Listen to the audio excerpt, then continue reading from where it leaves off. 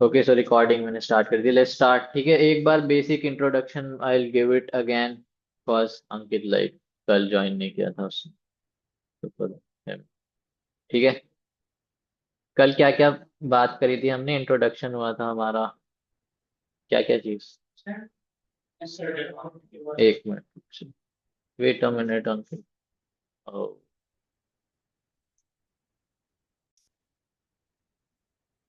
ठीक है, now it's recording and start. कल क्या क्या पढ़ा था हमने? तो इट्स बेसिक इंट्रो होगा। एक बार फिर से बता दो क्या क्या पढ़ा था कल। क्लाउड कंप्यूटिंग में क्या चीज?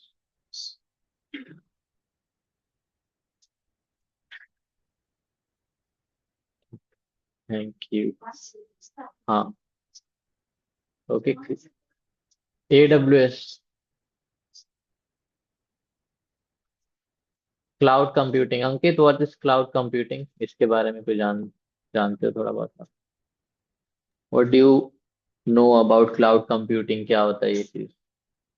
सर बेसिकली क्लाउड कंप्यूटिंग जैसे कोई डेटा सेव करते हैं तो हम किसी हार्ड ड्राइव या किसी डेटा सेंटर में ना सेव करके हम क्लाउड में सेव करते हैं ताकि उसको हम कभी भी रिट्रीव कर सकें और सिक्योर रहे हो ताकि मतलब इजीली हैकेबल ना हो। Okay, got it. लाइक आप कह रहे हो क्लाउड स्टोरेज के बारे में, लाइक, है ना? Storage as in Google drive हो गया, है ना? हम्म। और क्या आता है? आई क्लाउड हो गया। But is this cloud computing है? What is cloud computing actually? ये क्लाउड स्टोरेज है, ठीक है। By the name itself you could like थोड़ा आइडिया लगा सकते हो कि इधर हम कंप्यूटिंग करने वाले हैं, पूरी इंफ्रास्ट्रक्चर मिलता है हमें क्लाउड कंप्यूटिंग में। क्या होता है कल मैंने बताया था, आप लोग में से कोई बताओ। हम्म, बताइए, क्या था क्लाउड कंप्यूटिंग?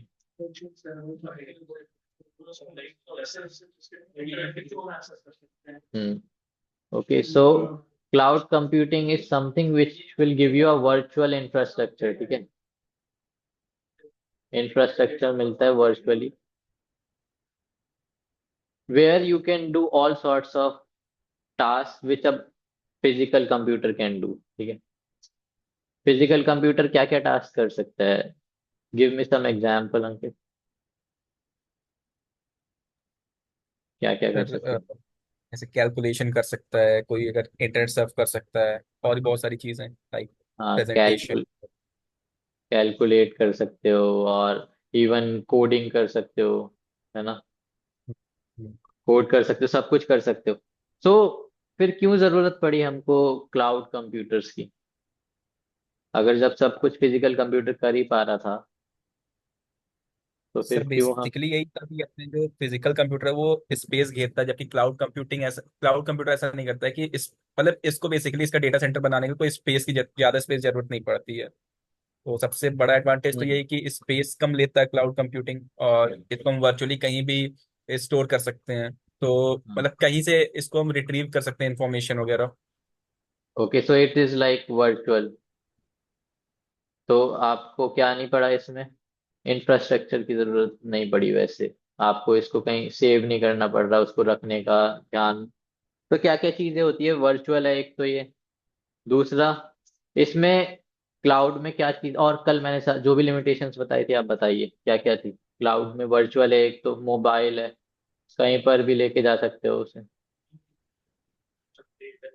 इसको कहीं से रिट्रीव कर सकते हैं इंफॉर्मेशन अगर चाहे तो कहीं से भी हाँ, मतलब रिमोट। इसीलिए। हाँ, मोबिलिटी की बात हो गई ना, रिमोट है, हाँ। रिमोट वर्ड यूज कर रहे हो, ठीक है। ठीक है ना?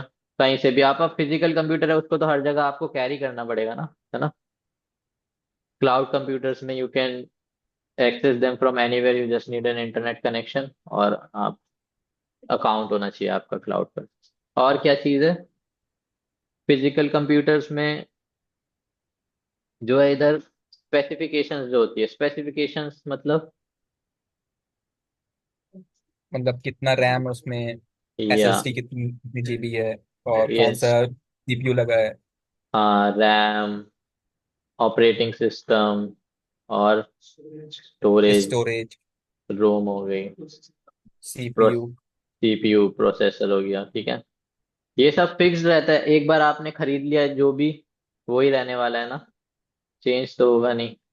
आप हम्म। अपग्रेड कर सकते हो बट उसके लिए आपको पे करना पड़ेगा, अलग से रैम और सब चीजें लेके आनी पड़ेंगी, फिर इंस्टॉल करना पड़ेगा उसको, है ना। एंड इन बिटवीन हम्म। आपका डेटा भी एट रिस्क रहेगा, मे बी अगर कुछ गड़बड़ हो गई तो डेटा उड़ सकता है। क्लाउड में वो जो स्पेसिफिकेशंस है आर नॉट फिक्स्ड। आप कितने भी स्पेसिफिकेशन, जो भी specification as per your need rent कर सकते हो, ठीक है। You can rent it. और जब आपका काम खत्म हो जाए, when you are done with your task whatever, as I said कल, बताया कि आप एक कंपनी में काम कर रहे हो, आपका एक सर्वर है, आपके पास 4 GB उसमें मतलब रैम है और 1 TB स्टोरेज है, ठीक है। अब आपका 90% यूसेज हो रहा है इसका, ठीक है। प्रोसेसर भी आप जो भी यूज कर रहे हो, i3 यूज कर रहे हो, जो भी बहुत स्लो चलता है, पर 90% यूज हो रहा है और आपका काम हो जा रहा है ना। हम्म। बट अब आपको एक और क्लाइंट मिल गया जिसका नीड है कि आप उसको एक कोई सॉफ्टवेयर या गेम डेवलप करके दें, जिसके लिए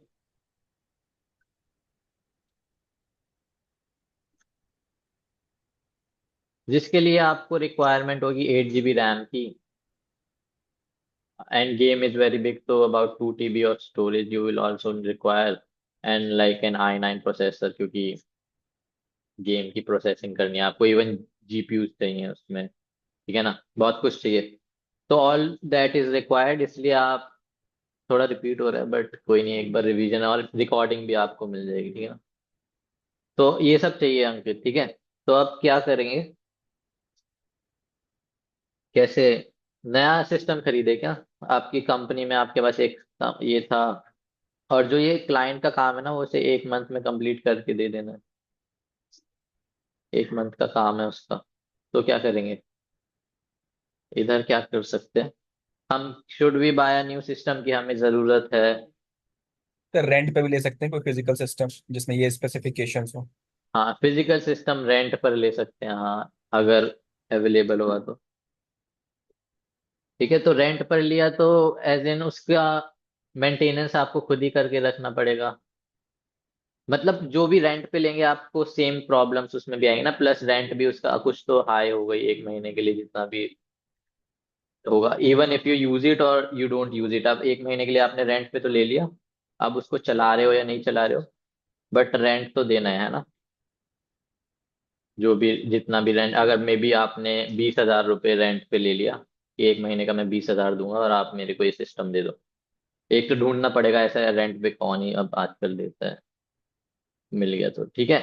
but what else you can do is, आप आपको पता है क्लाउड कंप्यूटिंग क्या होता है, हाँ, तो फिर आप क्या करा आपने, क्लाउड पर गए और आपने AWS पे गए, आपने सेम स्पेसिफिकेशंस का वहां पे एक EC2 मशीन ले ली। EC2 पता है आपको क्या होता है, कोई आइडिया EC2 का? EC2 क्या होता है नहीं। पता है? नहीं। नहीं। So it's like a tool in AWS. So we will be studying all this. तो AWS में एक EC2 है, EC2 is basically like a computer, virtual computer, virtual, जैसा मैंने बताया कि आपको सारी कोडिंग कर सकते हो उसमें, सब कुछ टास्क कर पा रहे हो, और वो वर्चुअल है, उसको तुम कहीं पर भी लॉग इन करके यूज कर सकते हो। प्लस उसमें आप फिक्स नहीं है स्पेसिफिकेशन, आपको 8 GB रैम चाहिए थी ना, आपने 8 GB रैम सेलेक्ट करा, 2 TB स्टोरेज सेलेक्ट करा, और प्रोसेसर का भी डिटेल सेलेक्ट करा, जीपीयू सेलेक्ट करा, इवन कोर्स, कितने कोर्स चाहिए थे आपको अपने सीपीयू में, वो सब सेलेक्ट करा, and you just rent it. आप रेंट करोगे, और रेंट भी ऐसा है कि जिस टाइम आप यूज करोगे उस सिस्टम को, जब वो अप एंड रनिंग है, ठीक है, अप एंड रनिंग है, तभी आपको रेंट पे करना है। आप जैसे 1 घंटे के लिए आपने चलाया ना उसको, सिस्टम को, तो 1 घंटे का ही बिल आएगा। आप ये नहीं, आप अगर फिजिकल सिस्टम जैसे आपने बोला कि रेंट कर सकता हूँ, तो फिजिकल सिस्टम जो था, someone else is also trying to add.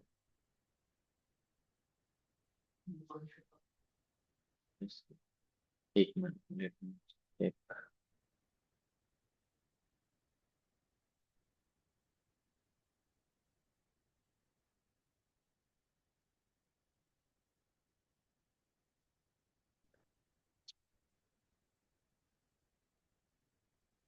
आ गया, 3 आ गए। आप, who is Dipanshu? Hello Deepanshu.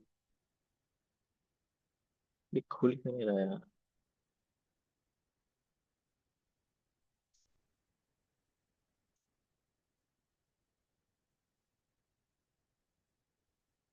Wait a minute, am I audible Deepanshu?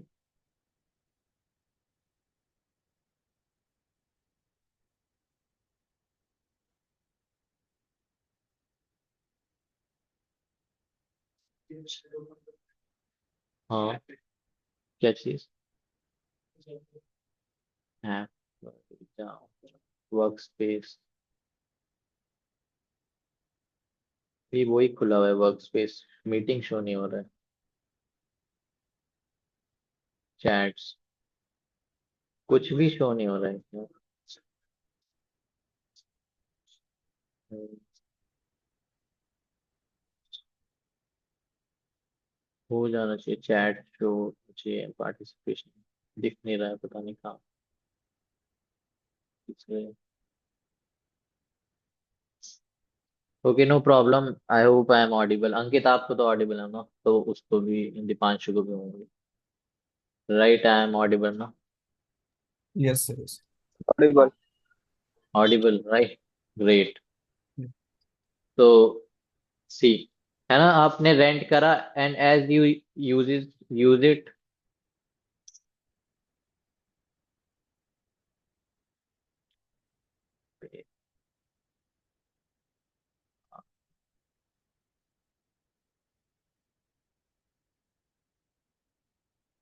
ठीक है, आप रेंट करोगे, वही सिस्टम आपने 1 मंथ तक काम था, आपने यूज किया, and then you can just terminate it.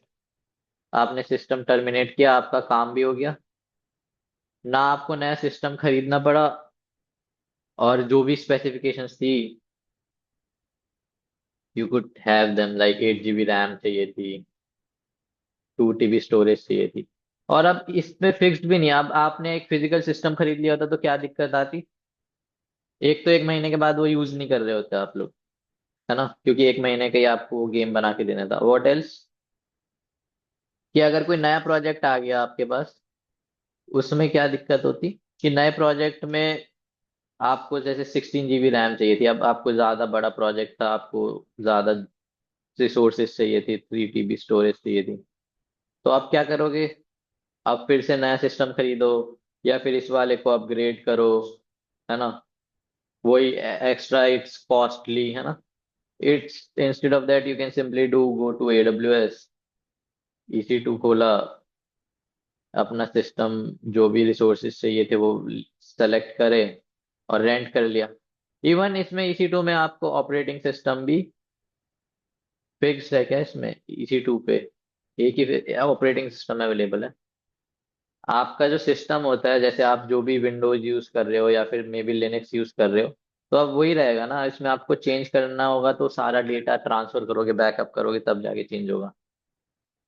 इधर ऑनलाइन आपको अगर नया सिस्टम चाहिए था, इसमें आप लिनक्स की जरूरत थी, तो आपने स्पेसिफिकेशन चूज करते हुए ऑपरेटिंग सिस्टम भी चूज कर सकते हो। So you can have different operating systems. इतनी सारी लिबर्टी आपको इसमें मिलती है। ठीक है, तो this is why like cloud computing is very important और नेसेसरी। आजकल ज्यादातर सारे बड़ी बड़ी कंपनीज क्लाउड कंप्यूटिंग यूज करते हैं, because here you can host your websites. ठीक है, जो भी आप वेबसाइट बना रहे हो, आपको सर्वर चाहिए था, आप फिजिकल सर्वर लेते हैं एक तो, है ना। फिजिकल सर्वर कुछ कंपनीज के पास होंगे भी, जैसे इधर भी आप इंस्टीट्यूट में देखोगे तो उधर लगा हुआ है कुछ कुछ। तो फिजिकल सर्वर लो, और else you can do is वही EC2 इंस्टेंस ले लो। EC2 इंस्टेंस लिया, यहाँ पर आपने जो भी अपना कोड बना के रखा हुआ है उसको इधर कॉन्फ़िगर करा, अपना EC2 इंस्टेंस उधर रन करा, एंड इट कीप्स रनिंग। और आपको उसको मेंटेन भी नहीं करना है।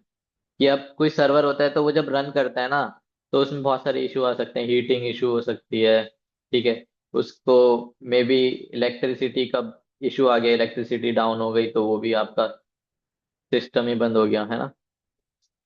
डिवाइस क्रैश कर गया, या फिर, है ना, पूरा आपका ऑपरेटिंग सिस्टम क्रैश कर गया। और इंटरनेट, जब इंटरनेट से कनेक्टेड नहीं था तो वो भी आपका फिर क्रैश बंद हो गया, ठीक है। बट आप EC2 पे एक बार आपने होस्ट कर दिया, देन यू कैन लाइक अपना आपने सिस्टम लॉग आउट कर दिया। बट अंदर जो है उसके AWS के सर्वर्स पर, AWS के पास भी सर्वर्स हैं, उनके पास हैं, बट आपको जरूरत नहीं पड़ती इसलिए उनके पास है। तो आपने EC2 इंस्टेंस ऑन कर रखा है, वहां पर अभी भी चल रहा है। तो आप अपना सिस्टम चाहे बंद भी कर दो, but here it is still working, और आपको ना इलेक्ट्रिसिटी का इशू है, ना हीटिंग, ना ऑपरेटिंग सिस्टम कोई क्रैश हो रहा है उसका issue. Smoothly your website is up and running, और कस्टमर्स उसको एक्सेस कर पा रहे हैं, है ना। तो दिस इज द बेनिफिट। और there is also something like virtual machines, जो कि something in between a physical computer और क्लाउड कंप्यूटर होता है। तो वर्चुअल मशीन के बारे में पता है आप दोनों को ऑनलाइन, अंकित और Dipanshu? What are virtual machines? Any idea? Sir, virtual machine provides us an environment to run any software parallel to software? the operating system. हाँ, okay, like you have an Windows operating system, ठीक है Yes, like आपके। VMware is a virtual machine and VirtualBox. Got it. So these are two examples, VMware है चलो, and then virtual box है। तो इससे क्या अनेबल होता है, हम क्या कर सकते हैं इससे, क्या क्या चीज अलाउ कर रही है हमें?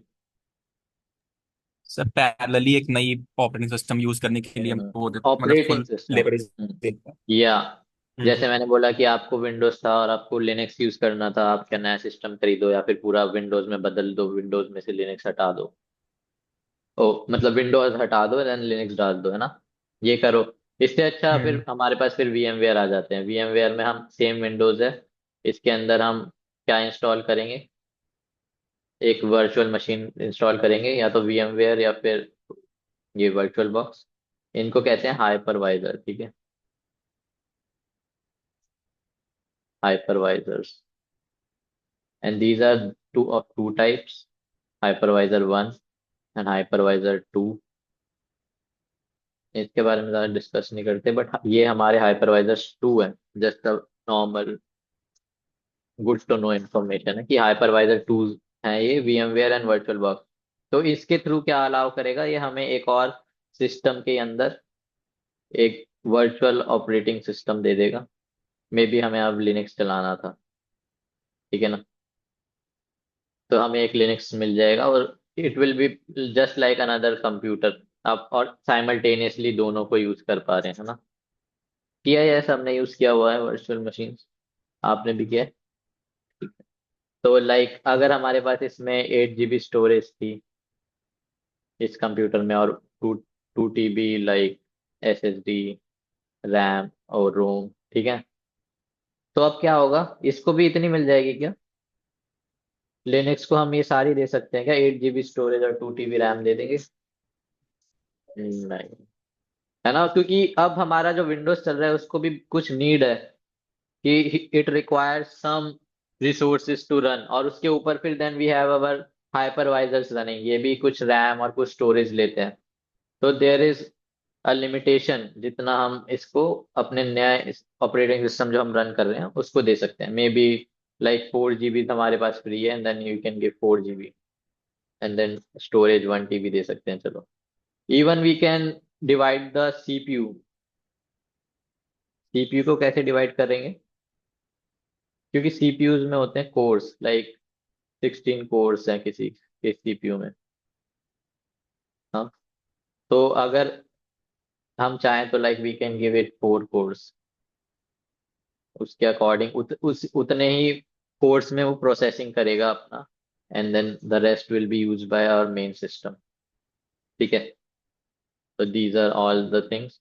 तो इसलिए लाइक, क्योंकि है तो at the end restricted in a virtual machine भी, क्योंकि फिजिकल सिस्टम की जो स्पेक्स है वो ही यूज कर रहा है। और इसे वर्चुअल, जब हम ये यूज कर रहे हैं, एक दो वर्ड जैसे हमने ऑपरेटिंग सिस्टम्स ले लिए, तो जो हमारा मेन ऑपरेटिंग सिस्टम था जिसके अंदर ये सब दोनों ऑपरेटिंग सिस्टम हमने ऑन किए थे, इसकी भी जो परफॉर्मेंस है वो हैम्पर होगी ना। इसकी परफॉर्मेंस जो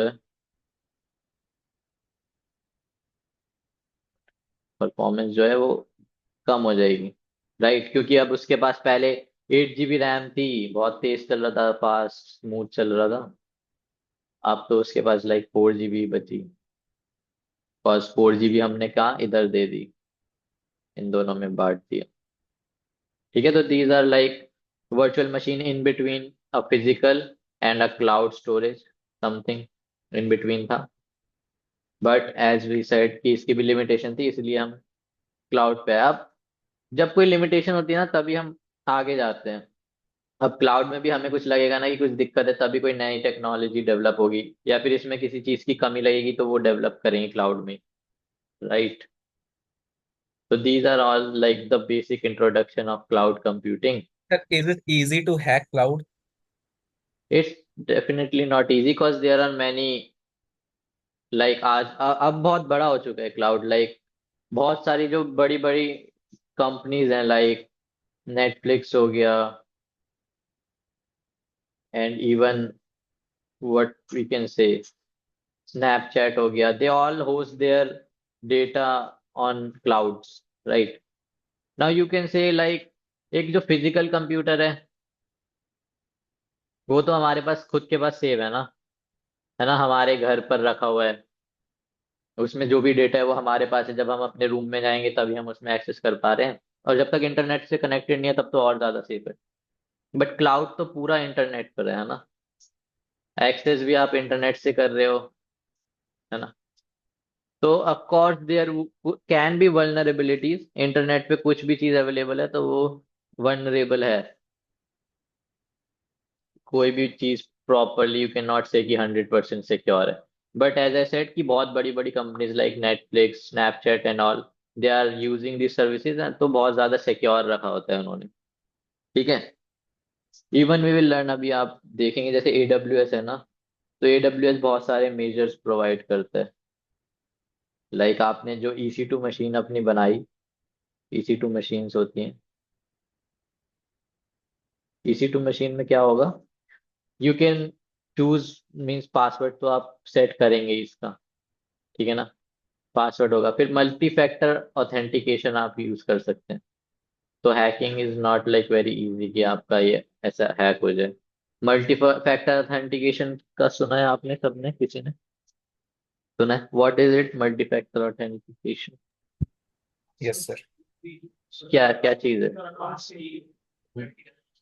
मतलब जैसे गूगल में टू फैक्टर ऑथेंटिकेशन होता है कि एक बार पासवर्ड डालने के बाद ओटीपी हमारा फोन पे आता है, उसको हाँ। डालने के बाद ही कहते हैं लॉक है।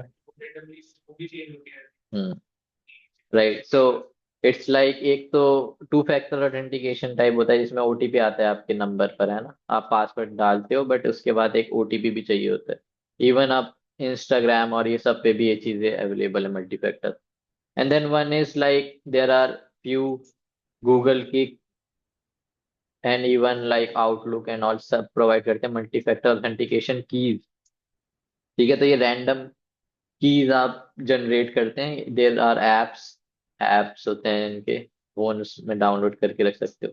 फिर जब भी आप लॉग इन करोगे ना अपने EC2 में, तो एक रैंडम एक कोड जनरेट होगा, which is different for different providers, AWS और गूगल सबका अलग अलग। तो दैट कोड आप जब डालोगे, जैसे 7 6 8 9, कुछ भी कोड हो सकता है जो भी आपको मिलेगा, तभी आप लॉग इन कर पाओगे। तो all these measures are taken to keep your what you can say clouds secure, right? So it's not very easy to hack it, but yes, अगर आप इंटरनेट से कनेक्टेड हो ना, यू आर ऑलवेज वनरेबल। लिख क्यों नहीं पा रहा अब? Wait a minute.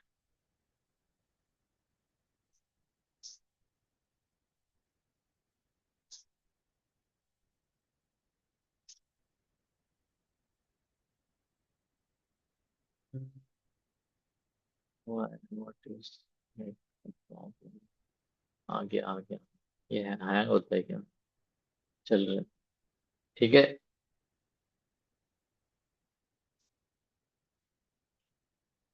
Got it कि आप इंटरनेट से किसी भी चीज पे कनेक्टेड हो, तो may be it would be very hard but still you are always vulnerable. और एट द एंड आपको इंटरनेट से तो आपकी फिजिकल मशीन पे भी होना पड़ेगा ना कनेक्ट। जो फिजिकल मशीन है उस पे भी अगर आपको अपनी वेबसाइट होस्ट करनी है, वेबसाइट कहाँ पर होस्ट करते हैं? इंटरनेट पर ही होस्ट होगी ना, लाइक सर्वर्स हैं आपके। जब सर्वर्स इंटरनेट से कनेक्टेड होंगे, internet as in world wide web, यही है है ना। इसी के थ्रू तो कोई और आपको एक्सेस कर पाएगा आपके वेबसाइट को, है ना। राइट, कोई भी आपका यूआरएल वगैरह आप जो भी चूज करोगे इसके थ्रू, तो इट्स लाइक फिजिकल कंप्यूटर्स भी जब इंटरनेट से एक्सेस है, तो there if there are like any loopholes तो दैट कैन बी एक्सप्लॉइटेड और आप हैक हो सकते हैं। That is it.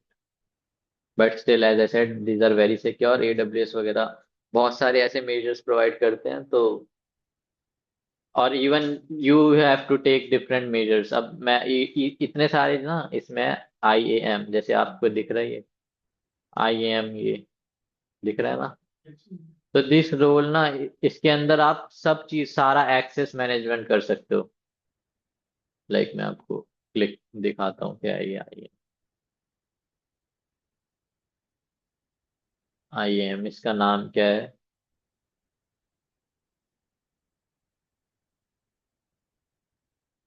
Yes, this identity and access management, IAM. तो इससे आप सारा एक्सेस मैनेज कर सकते हो कि कौन आपके EC2 इंस्टेंस एक्सेस कर पा रहा है। देयर आर लाइक यूजर्स, फिर ग्रुप ऑफ यूजर्स, फिर रोल्स, देयर आर पॉलिसीज। ये सब हम पढ़ेंगे कि व्हाट आर दीज थिंग्स। तो all of this can be manage through IAM roles, ठीक है। तो now I want you all, आप सबके पास आईएएम AWS अकाउंट्स हैं आपके पास? एंड लाइक जो पार्टिसिपेंट्स इधर है, Ankit and yes what sir. One else went yes away, sir. है account? So you have used like yes. AWS पहले कभी यूज किया है? थोड़ा बहुत कभी भी? तो नहीं किया। Amazon नहीं, आई वांट लाइक AWS पे अकाउंट, प्रॉपर रनिंग अकाउंट। नहीं, यूज तो नहीं किया कभी। ठीक है, कोई नहीं। तो we will start hands on from the next class, ऐसा कोई नहीं। एक बेसिक ओवरव्यू देता हूँ आईएम रोल्स का कि what are these.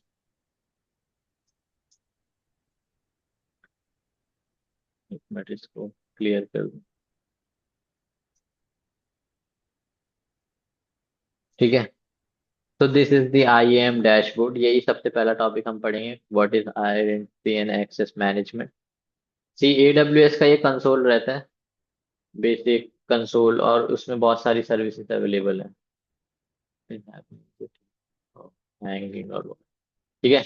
These are all the services that are available, like S3 EC2 जिसके बारे में, virtual servers in the cloud, scalable storage in the cloud, तो ये स्टोरेज का सिस्टम है। और ये मैनेजमेंट एंड एक्सेस, ऐसी code deploy, code pipeline, lambda functions, even cost and billing. जैसे मैंने बोला कि बिल आता है, आप रेंट पे लेते हो कोई सिस्टम, फिर उसका बिल आता है, तो वो भी आप मैनेज कर सकते हो, देख सकते हो, प्रिडिक्ट कर सकते हैं। मतलब AWS आपको प्रिडिक्ट करके देता है as per your current usage कि आपका अगर इतने ही घंटे आप रोज अपना सिस्टम ये सर्वर ऑन करके चलाओगे तो at the end of the month कितना बिल आएगा, कि $10 बिल आएगा या फिर $20, एज पर योर यूसेज में भी $0 आएगा। फ्री वाले यूज कर रहे हो सब, इसमें फ्री भी होता है, तो it's not all all paid, free रहता है।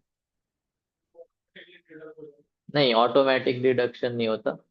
लाइक अभी देखो मेरा मंथ टू डेट कॉस्ट अभी मेरा 0 है। इवन लाइक यू कैन से अदर्स में, मतलब एक सर्विस के अकॉर्डिंग भी बता रहा है। देखो simple storage service S3, EC2 cloud computing, तो सब के बारे में स्पेसिफिक जो सर्विस है वो कितना बिल जनरेट कर सकती है वो भी आपको पता चल जाता है।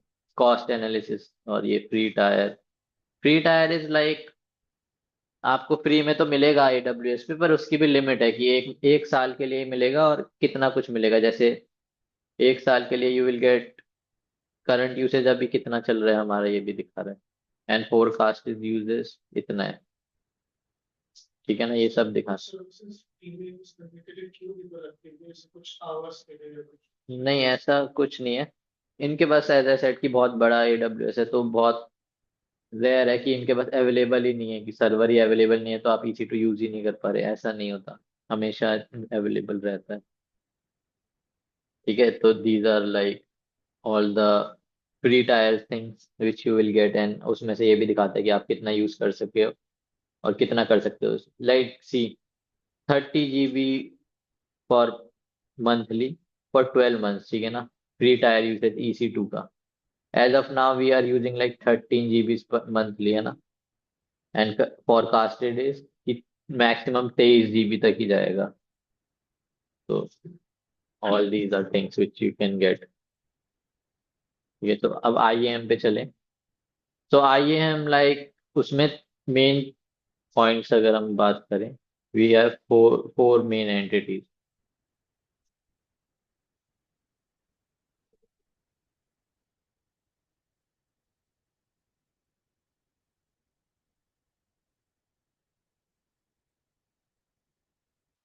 आई एम अनेबल टू ड्रॉ।